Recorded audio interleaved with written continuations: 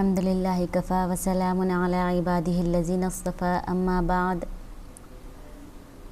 اللہم صلی علی سیدنا مولانا محمد وعلی آل محمد وبارک وسلم۔ محترم ناظرین حضرات، السلام علیکم ورحمۃ اللہ وبرکاتہ۔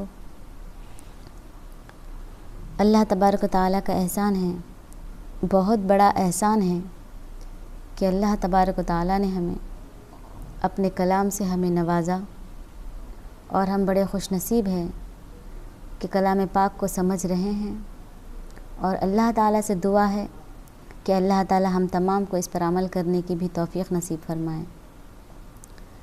یہ پروگرام کلام نور، اس پروگرام میں کلام پاک کی تفسیر کو بیان کر رہے ہیں، اور آج پارے 23 کا خلاصہ انشاءاللہ ہم پڑھیں گے اور جانیں گے کہ اللہ تعالیٰ نے اس پارے میں کن باتوں کا ذکر فرمایا، کن باتوں کو کرنے سے منع فرمایا، اور کن باتوں کا ہمیں حکم عطا کیا۔ غور اور توجہ سے سنیں اور عمل کرنے کی نیت سے سنیں۔ پارے 23 جو ہے، اس پارے میں سورہ یاسین کا بقیہ حصہ موجود ہے، سورہ صافات مکمل ہے، سورہ صاد بھی مکمل ہے، اور سورہ زمر کا ابتدائی حصہ موجود ہے۔ سورہ یاسین کے بقیہ حصے میں 3 باتیں بتائی گئی۔ ایک، حبیب نجار کا قصہ کہ ایک بستی والوں نے اپنے 3 انبیاء کو جھٹلایا۔ ان کی قوم کا ایک شخص جس کا نام حبیب نجار تھا، انہیں سمجھانے کی کوشش کی۔ بستی والوں کو اس شخص نے سمجھانے کی کوشش کی تو انہوں نے اسے شہید کر دیا۔ جنت میں جا کر بھی اس نے تمنا کی کہ کاش میری قوم کو معلوم ہو جائے کہ مجھے اللہ تعالیٰ نے کیسی نعمتیں دی ہیں۔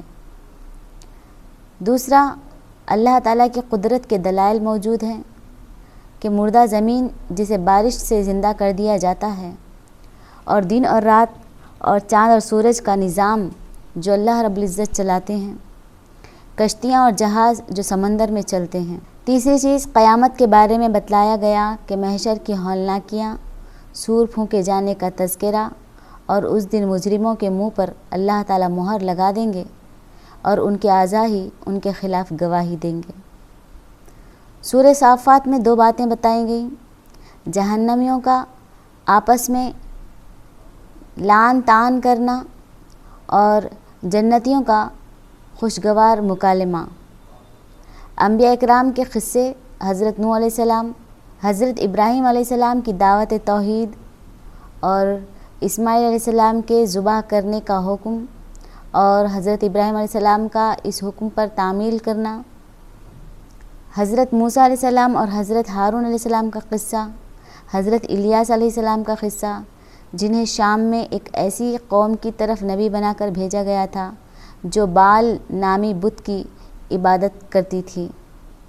حضرت لوط علیہ السلام کی قوم کی شہوت پرستی کا قصہ موجود ہے، اور حضرت یونس علیہ السلام کے مچھلی کے پیٹ میں ہونے کا قصہ بھی اللہ تبارک و تعالیٰ نے اس میں ذکر فرمایا۔ اور سورہ صاد میں 2 باتیں بتائی گئیں، ایک ہے توحید، اور دوسرا اللہ تبارک و تعالیٰ نے رسالت کے بارے میں ذکر کیا۔ توحید تمام انسانوں اور موت حیات کے پورے نظام کے لیے ایک اللہ ہی کافی ہے، اور بتلایا گیا کہ نبی صلی اللہ علیہ وسلم کو تسلی، قریش کی مذمت اور تسلی کے طور پر حضرت داؤد علیہ السلام کے شکر کا قصہ بیان کیا گیا، اور حضرت ایوب علیہ السلام کے صبر کے قصے کو بھی بتایا گیا۔ سورہ زمر کے ابتدائی حصے میں 2 باتیں بتائی گئیں کہ کلام پاک کی عظمت کیسی ہونی چاہیے، اور توحید کہ اللہ تعالیٰ انسان کو ماں کے پیٹ میں 3 تاریکیوں میں پیدا فرماتے ہیں، اور اللہ تبارک و تعالیٰ مثال دیتے ہیں کہ ایک مشرک کی مثال اس غلام کی طرح ہے جس کے کئی آقا ہوں، اور موحد کی مثال اس غلام کی سی ہے جس کا ایک ہی آقا ہو۔ عزیز ناظرین حضرات، جیسا کہ ہم نے آپ کو بتلایا کہ پارے 23 میں سورہ یاسین، سورہ صافات اور سورہ صاد اور سورہ زمر کا ابتدائی حصہ شامل ہے۔ اس میں اللہ تبارک و تعالیٰ نے توحید، رسالت، قیامت، جزا اور سزا اور پچھلی امتوں کے واقعات کو بیان کیا۔ سورہ یاسین یہ صورت جو ہے قرآن کو حق اور رسول صلی اللہ علیہ وسلم کی سچائی کا بیان ہے۔ اس صورت میں اللہ تبارک و تعالیٰ نے توحید، رسالت اور قیامت پر زور دیا۔ اللہ تبارک و تعالیٰ نے اس صورت میں واقعے کا ذکر کیا کہ رسولوں کی تبلیغ اور قوم کی نافرمانی، کہ ایک بستی میں 3 رسول بھیجے گئے مگر قوم نے ان کو جھٹلایا۔ جب ایک مومن نے ان کو نصیحت کی تو اس قوم نے اس آدمی کو، اس مومن مرد کو شہید کر دیا۔ اللہ تبارک و تعالیٰ کے سورہ یاسین میں اللہ تبارک و تعالیٰ کے قدرت کے دلائل موجود ہیں۔ زمین، پانی، نباتات، رات اور دن کی گردش، سورج اور چاند کی منظم حرکت کو اللہ تعالیٰ نے بطور دلیل پیش کیا۔ قیامت کا یقینی ہونا ہمیں بتلایا گیا کہ قیامت اچانک آئے گی اور سب کو ان کے اعمال کا بدلہ دیا جائے گا، اور بتلایا گیا کہ جنتی لوگ نعمتوں میں ہوں گے جبکہ جہنمی جو ہیں سخت عذاب میں گرفتار ہوں گے۔ اللہ تعالیٰ کی قدرت سے انسان کی تخلیق اور ہڈیوں کے دوبارہ زندہ ہونے کا اللہ تعالیٰ نے ذکر کیا، اور اللہ تبارک و تعالیٰ نے اپنی قدرت اور انسان کی تخلیق اور ہڈیوں کے دوبارہ زندہ ہونے کا ذکر اس لیے فرمایا کہ کفار یہ شبہ ظاہر کیا کرتے تھے کہ جب ان کی ہڈیاں گل سڑ جائیں گی، چور چور ہو جائیں گی، تو انہیں دوبارہ کیسے زندہ کیا جائے گا۔ تو کفار کے اس شبے کا جواب کہ ہڈیاں گل جانے کے بعد دوبارہ کیسا زندہ ہوں گی، اللہ تبارک و تعالیٰ نے اپنے قدرت کے دلائل یہاں پر پیش کیے۔ اور اس صورت سے ہمیں معلوم ہوتا ہے کہ ہمیں اللہ اور اس کے رسول کی اطاعت کرنی چاہیے، قیامت پر ایمان لانا چاہیے، اور اللہ تعالیٰ کی نعمتوں پر غور و فکر بھی کرنا چاہیے۔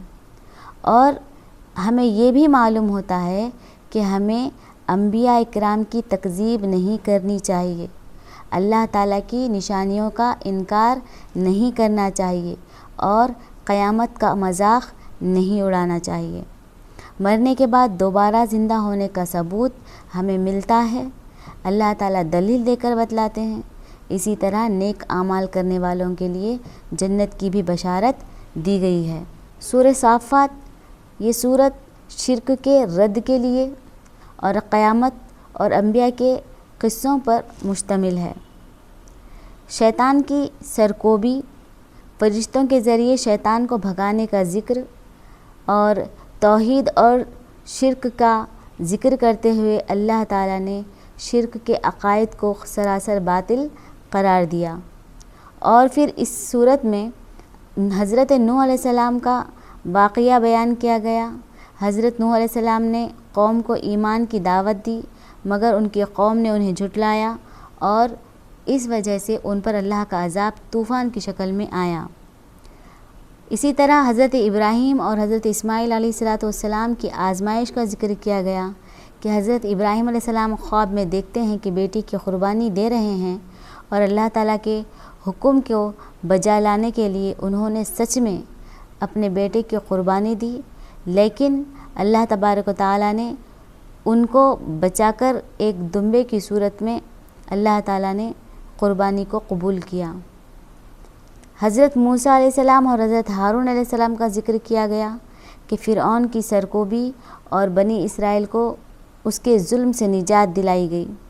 حضرت الیاس علیہ السلام کا اپنی قوم کو توحید کی دعوت دینا، اور حضرت یونس علیہ السلام کا مچھلی کے پیٹ میں رہنا اور زندہ صحیح سلامت مچھلی کے پیٹ سے واپس آ جانا، اللہ تعالیٰ نے اپنی قدرت کاملہ اس میں بتلائی۔ مشرکین کا دعویٰ تھا کہ فرشتے اللہ کی بیٹیاں ہیں، اللہ تعالیٰ نے ان کے اس عقیدے کو رد فرمایا۔ اس صورت میں اللہ تعالیٰ نے ہمیں حکم دیا کہ اللہ کی عبادت کریں اور شرک سے پرہیز کریں۔ نماز اور قربانی کی اللہ تعالیٰ نے تاکید فرمائی، قیامت کے انکار پر وعید سنائی گئی، اور فرشتوں کو اللہ تعالیٰ کی بیٹیاں کہنا اس عقیدے کو سخت باطل قرار دیا گیا۔ سورہ صاد، اس صورت میں پچھلی امتوں کے واقعات بیان کیے گئے، کفار کے اعتراضات اور توحید کو بیان کیا گیا۔ اس صورت میں حضرت داؤد علیہ السلام کا قصہ ہے کہ اللہ نے انہیں حکمت اور فیصلہ کرنے کی صلاحیت عطا فرمائی تھی۔ حضرت سلیمان علیہ السلام، اللہ تعالیٰ نے انہیں بادشاہت، جنات پر اختیار اور تیز رفتاری عطا فرمائی تھی۔ اسی طرح حضرت ایوب علیہ السلام کا واقعہ ہے۔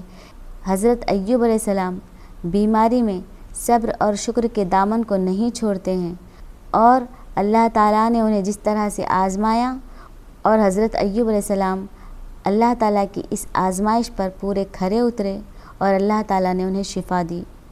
اس کے بعد حضرت آدم علیہ السلام کے ساتھ شیطان کا حسد کس طرح سے تھا بتلایا گیا کہ اللہ نے آدم علیہ السلام کو سجدہ کرنے کا حکم دیا، مگر شیطان نے انکار کر دیا۔ اس صورت میں ہمیں عدل اور انصاف کے مطابق فیصلہ کرنے کی ہدایت دی گئی، حق کو جھٹلانے اور تکبر کرنے سے سخت منع کیا گیا، اور بتایا گیا کہ اللہ تعالیٰ کی عطا کردہ نعمتوں پر شکر ضروری ہے۔ اب آخر میں سورہ زمر کی ابتدائی آیات میں اللہ تبارک و تعالیٰ نے خالص توحید کا ذکر کیا، قیامت اور جنت اور جہنم کے انجام کو بتلایا، اور فرمایا کہ دین کو اللہ کے لیے خالص رکھنا، توبہ کرنے والوں کے لیے بشارت دی گئی۔ شرک کرنے کو سب سے بڑا ظلم بتلایا گیا۔ اس بارے میں توحید، رسالت، قیامت اور پچھلی امتوں کے انجام سے سبق سیکھنا ہمیں معلوم ہوتا ہے۔ اس میں اللہ تعالیٰ کی قدرت، بندگی اور نیک اعمال کی ہمیں ترغیب دی گئی۔ اللہ تبارک و تعالیٰ ہم تمام کو کلام پاک کے تمام احکامات پر عمل کرنے کی توفیق نصیب فرمائیں، اور اللہ تبارک و تعالیٰ ہمارے اعمال میں اخلاص عطا فرمائیں۔ آمین ثم آمین، وآخر دعوانا ان الحمد للہ رب العالمین۔ السلام علیکم۔